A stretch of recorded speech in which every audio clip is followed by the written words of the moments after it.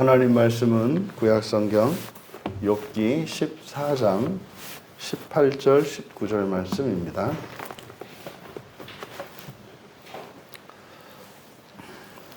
우리 같이 한 목소리로 함께 읽겠습니다. 무너지는 산은 반드시 흩어지고 바위는 그 자리에서 옮겨가고 물은 돌을 닳게 하고 넘치는 물은 땅의 티끌을 씻어버리나이다. 이와 같이 주께서는 사람의 희망을 끊으시나이다. 구원과 소망의 하나님이시다 라는 제목으로 말씀의 은혜를 나누고자 합니다. 갑작스럽게 욥의 생각이 바뀝니다. 절망의 나락으로 떨어지던 욥이 이제 소망의 끈을 붙들고 간구하며 전쟁 속에서라도 얼마든지 인내하고 견디겠다고 결단했던 욥에게 또다시 이제 반전이 일어납니다.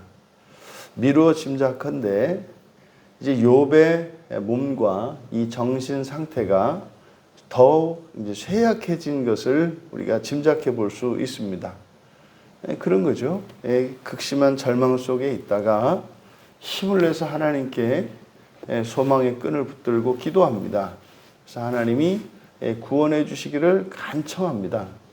그런데 이제 이 18절과 19절에 있는 내용을 보면 이제 다시 그런 소망의 끈이 끊어 산산조각나고 이제 부서져 버린 것을 알 수 있습니다. 이것은 이제 이렇게 몸이 힘들어지고 또 우리의 정신 상태가 약해지고 믿음을 잃어버리게 되면 이렇게 되는 거죠. 그러니까 그것은 그만큼 욥이 아주 극심한 큰 그 고통이 극심한 것을 우리가 알 수 있겠다. 18절에 우리말 성경에는 접속사가 생략되어 있습니다만 이제 그러나 그러니까 바로 앞에서 기도하던 욥의 생각에 문득 치고 들어온 생각이 있는 거예요. 무너지는 산은 반드시 흩어지고 바위는 그 자리에서 옮겨갑니다. 여기서 고대의 사람들에게 절대로 변하지 않는 이 세상에 가장 불변하는 존재가 산이죠. 산은 언제나 그 자리에 있지 않습니까? 근데 그 산이 무너지는 산으로, 이것은 욥의 어떤 경험적인 판단인지 아닌지는 분명치가 않아요. 근데 이 순간 욥은 어쨌든 산도 무너져 내릴 수 있다고 하는, 사실은 오늘날 이렇게 중장비가 발달한 오늘날에서는 산을 옮기고 산을 없애버리는 일이 가능합니다만 사실상 고대 사회에서 산을 없애는 일은 거의 불가능에 가까운 일이죠. 그래서 실제로 경험적인 일이라기보다는 이게 지금 욥의 마음속에 절대적으로 불변하는 것까지도 변할 수 있다고 하는 이런 생각이 든 것 같아요. 그러니까 아까 앞에서는 정말 이 현재의 극심한 고통 속에서 지옥에서라도 구원받아야 되겠다라고 하는 이런 믿음과 그 소망이 생겼었는데 이제는 정반대로 이런 산조차도 무너질 수도 있다라는 생각을 하게 된 거죠. 이것은 아마도 하나님의 전능성이 바로 앞에서는 욥이 구원해 주시도록 회복해 주시도록 기도하는 근거였습니다만 또 여기에서는 그 하나님의 전능성이 산도 없애버릴 수 있는 하나님, 바위도 옮겨버릴 수 있는 하나님, 이런 하나님으로 인식이 되는 거죠. 근데 이 하나님의 전능성이 앞에서는 어떠한 불가능한 상황에서라도 나를 구원하실 수 있는 하나님이라고 하는 어떤 소망의 근거가 됐는데 지금 여기서는 그 하나님의 절대적인 권능이 오히려 소멸할 수 있는, 그러니까 산조차도 소멸해버릴 수 있는, 바위조차도 옮겨버릴 수 있는 그런 하나님으로 인식이 되는 거예요. 그러니까 뭐 이 세상에 있는 이 모든 것들을 하찮게 여기고 말이시죠. 뭐 그냥 먼지 하나로 여기서 언제든지 부숴버릴 수 있는 하나님의 공포, 하나님에 대한 그 공포의 이유가 하나님의 절대적인 권능인 거예요. 그러니까 이 하나님의 절대 주권이라고 하는 것이 내가 하나님에 대한 하나님과 나의 하나님에 대한 생각, 믿음, 신뢰, 그러니까 하나님과의 이 친근감과 이 관계성이 하나님의 절대 주권이라고 하는 것이 한편으로는 소망이 되고 한편으로는 공포가 될 수 있다라는 거죠. 그렇잖아요. 여러분 주변에 누군가가 있는데 뭐 큰 힘을 가지고 있는 사람이 있어요. 그 사람하고 적대적인 관계가 된다면 그 사람이 가지고 있는 힘이 나에게는 두려움의 대상이 되지 않겠습니까? 하지만 그 사람이 여러분과 아주 친밀한 관계를 가지고 있어서 그러면 오히려 그 사람의 힘이 여러분의 자랑이 될 수 있고 의지가 될 수 있는 거죠. 바로 이걸 이야기하는 겁니다. 그러니까 지금 욥의 상태가 완전히 앞과는 정반대로 하나님의 그 절대적인 권능 앞에서 자신이 부서져 버릴 수도 있다는, 산도 부숴버릴 수 있는 강력한 힘을 가지신 하나님이 뭐 이렇게 병들어 있고 지금 고난 가운데 있는 뭐 이런 자신을 부숴버리는 것은 일도 아닐 거라고 하는 이런 공포감에 휩싸이게 된 겁니다. 이어서 물은 돌을 닳게 하고, 여기서 닳게 한다라고 번역한 샤크라는 말이 조금씩 줄어든다는 의미에서 닳게 한다. 근데 이게 이제 반대로 전체적으로 원 상태가 이제 줄어드는 이 닳게 한다. 이게 이제 좀 더 강한 의미는 분쇄하다. 뭐 이렇게도 사용이 되거든요. 부숴버린다는 거죠. 그러니까 여기서도 마찬가지. 돌이라고 하는 것은 아주 단단한 것으로, 이게 이제 뭐 물에 의해서 시냇물을 따라서 강을 따라서 강물에 씻겨 내려가고 하다 보면 이게 닳아서 동글동글 이 조약돌이 되지 않습니까? 그것을 나타내는 것이겠습니다만 여기서 사실은 이 돌도 가루로 변한다는 거죠. 그러니까 이 돌도 물이 돌도 가루를 변하게 하고 또 넘치는 물은 땅에 티끌을 씻어버리나이다. 그래서 티끌, 그러니까 물은 세상에 있는 먼지 하나까지도 싹 쓸어버린다는 거죠. 여기서 지금 말하고자 하는 게 뭡니까? 결국 이 세상의 모든 것은 다 소멸해 버리게 되는 것이라는 확신. 그러니까 내가 지금 이 상태가 그런 거구나.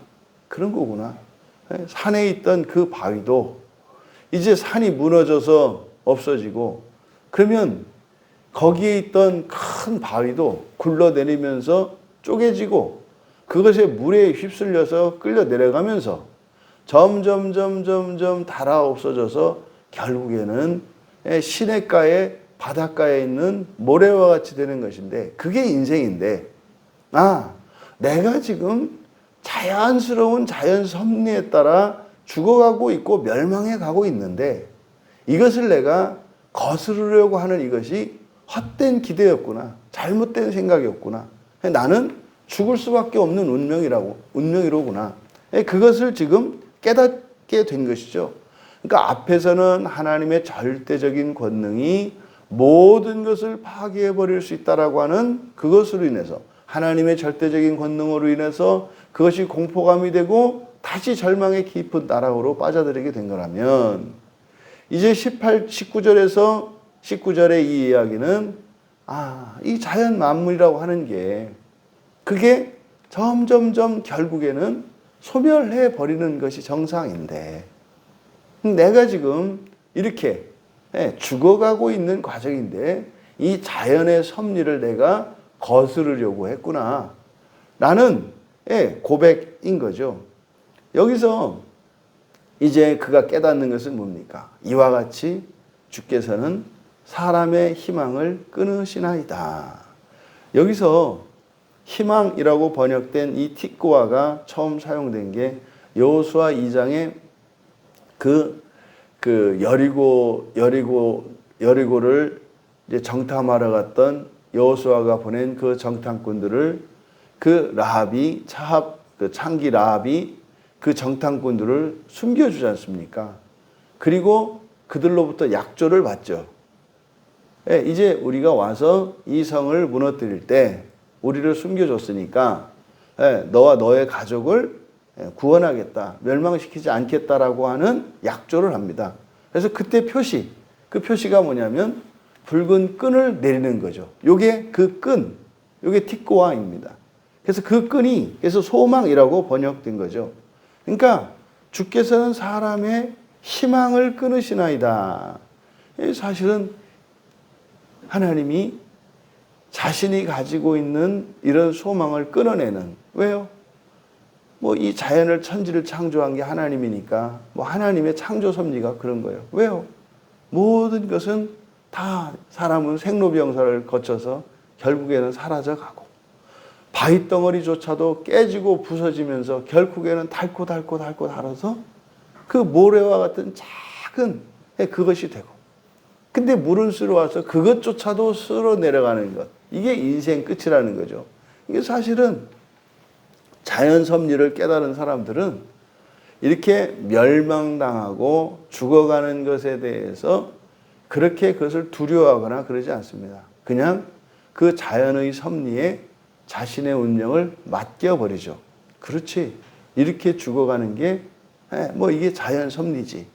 네, 여러분, 그런데 지금 왜 욥이 바로 앞에서는 그 하나님의 절대 주권은 자연 섭리를 거슬러서 새롭게 창조하실 수 있는 분이라는 거, 그 자기를 회복시켜 주시고 구원해 주실 수 있는 하나님이라는 거.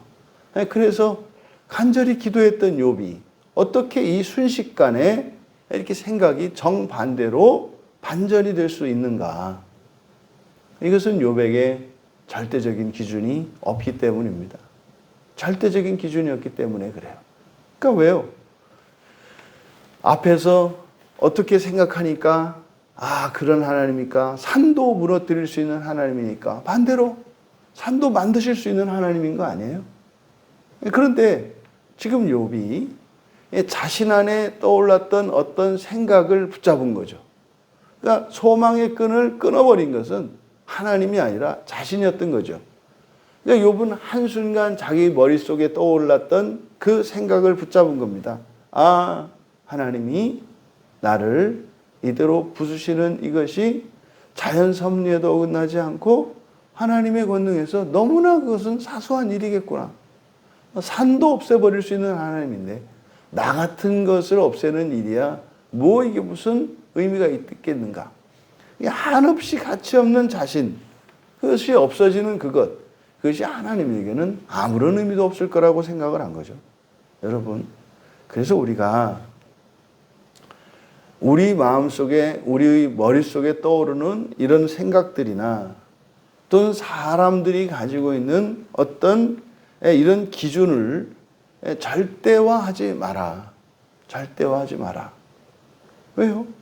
거기다가 더더군다나 우리의 마음속에 이 감정이라고 하는 요물 같은 이것은 뭐 하루에 뭐 수십 수백 번도 좋았다 싫어졌다 할 수 있는 것이 우리 감정이기 때문에 그것에 따라서 살 것 같기도 하고 죽을 것 같기도 하는 일들이 일어난다는 거죠. 여러분, 하나님이신 예수님이 이 땅에 오신 이유가 뭡니까? 자연 섭리를 거슬러서 자연 섭리를 초월해서 구원하시기 위해서 오신 거잖아요. 이것을 잊지 말아야 합니다. 예수를 믿지 않는 사람들은 체념하고 절망하고 운명에 맡기고 이 자연의 섭리에 자신을 맡길지라도 예수 그리스도를 믿는 사람들은 전능하신 그 하나님이 우리의 소망의 하나님이시고 우리의 구원의 하나님이신 것을 잊지 말고 하나님을 의지해야 하는 겁니다. 갈 때 가더라도 하나님께 의지하고 하나님의 도움을 청할 수 있는 겁니다. 얼마든지 죽음에서도 소생할 수 있고 뭐 죽은 사람도 살리시는 하나님이신데 어떻게 뭐 살아있는 사람의 인생을 바꾸는 일이 뭐 하나님께 대단한 일이겠습니까? 그런데 우리가 그렇게 만들어 버리는 거죠. 여러분,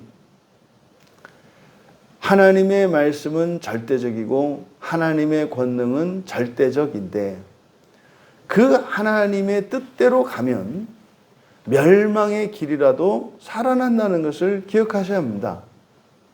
하나님의 뜻과 다르다면 확실히 사는 길이라도 멸망한다는 것을 잊어서는 안 돼요. 우리가 인생을 살아갈 때 판단을 내리고 어떤 판단을 해서 결정을 하고 그렇게 살아갑니다. 그래서 판단의 연속이죠. 인생이라는 게 그렇습니다. 할까 말까, 이리 갈까 저리 갈까. 판단의 연속입니다. 그 판단의 연속은 사실은 생과 사의 갈림길에서 우리가 수많은 선택을 하면서 지금까지 살아온 겁니다. 그러면요, 사람의 생각으로, 사람의 기준으로 선하다고 여겨지는 그런 것들이 있어요. 이렇게 하면 살 것이다.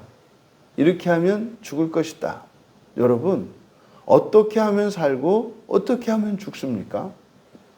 하나님 말씀대로 하면 살고요. 하나님 말씀을 어기면 죽어요. 결국 이것을 깨닫는 겁니다. 여러분, 창세기에서 나오는 믿음의 족장들 결국 깨닫는 거 그거예요. 아, 하나님 말씀대로 하면 죽을 수밖에 없는데도 살고, 하나님 말씀이 아니라 내 뜻대로 하면 절대로 죽을 수 없을 것 같은데도 죽는구나. 이거 하나 깨닫는 거예요. 에덴 동산에서 일어났던 시험이 뭡니까? 먹지 말라고 하신 하나님, 먹으라고 하는 마귀. 먹으면 살 것 같은데 죽어요. 먹지 않으면 죽을 것 같은데 살아요.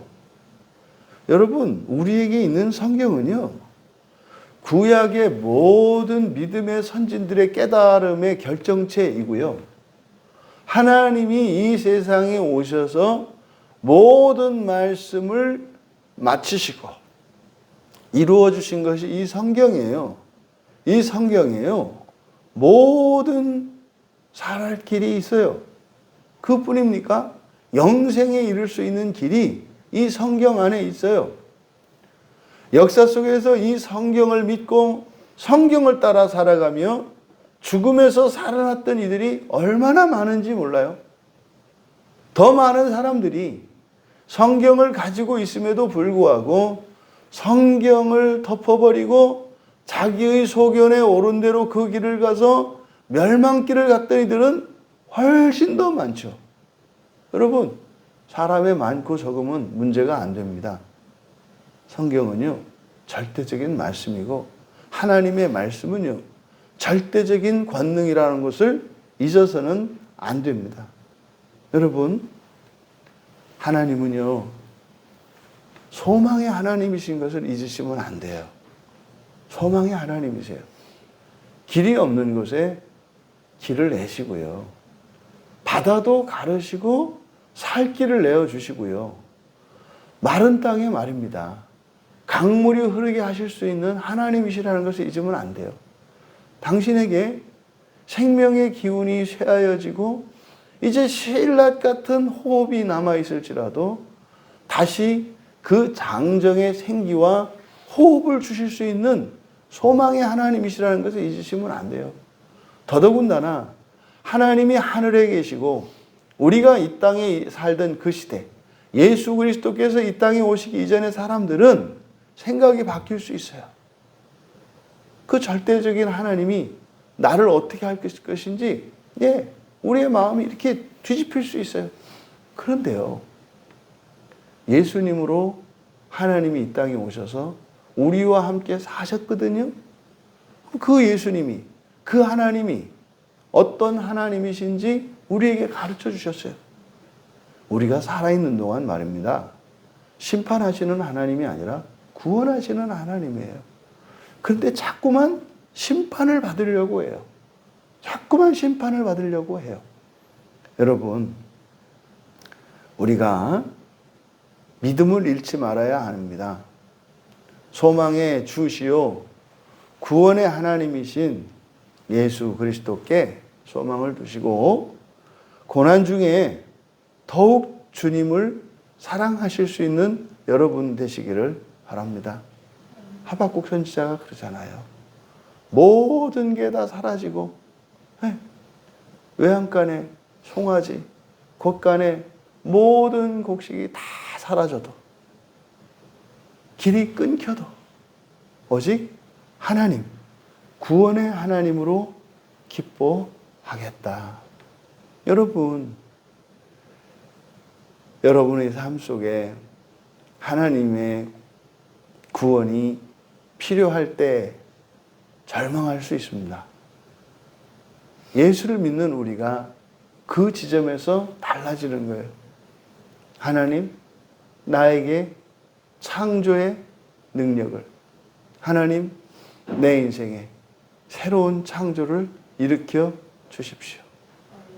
어떤 상황 속에서라도 여러분이 새로운 인생을 살아갈 준비가 되어 있다면, 여러분이 새로운 인생을 살아가기로 결단한다면 하나님께서 분명히 새로운 인생을 주신다는 사실을 기억하시고 믿음을 잃지 않고 승리할 수 있는 우리 모두 되시기를 주님의 이름으로 축원합니다. 존귀하신 하나님, 저희들이 절망할 때 오히려 예수의 이름을 부르고 구원을 요청하며 더욱 믿고 의지해야 하건만 저희들의 마음속에 죄된 생각은 하나님을 잊게 만들고 하나님을 의심하게 만들어 절망하게 하는 것임을 이 욥의 급격한 반전을 통해서 깨닫게 됩니다. 하나님, 절망하며 신음하고 있는 모든 이들에게 우리의 주 되신 예수 그리스도는 구원의 하나님이시요 소망의 하나님이시요 사랑의 하나님이신 것을 잊지 않고 생각나게 하여 주셔서 믿음으로 예수 그리스도의 구원의 은혜를 누릴 수 있도록, 그래서 주의 이름을 찬양하며 감사할 수 있도록 은혜를 내려 주시옵소서. 감사하며 예수님의 이름으로 기도하옵나이다.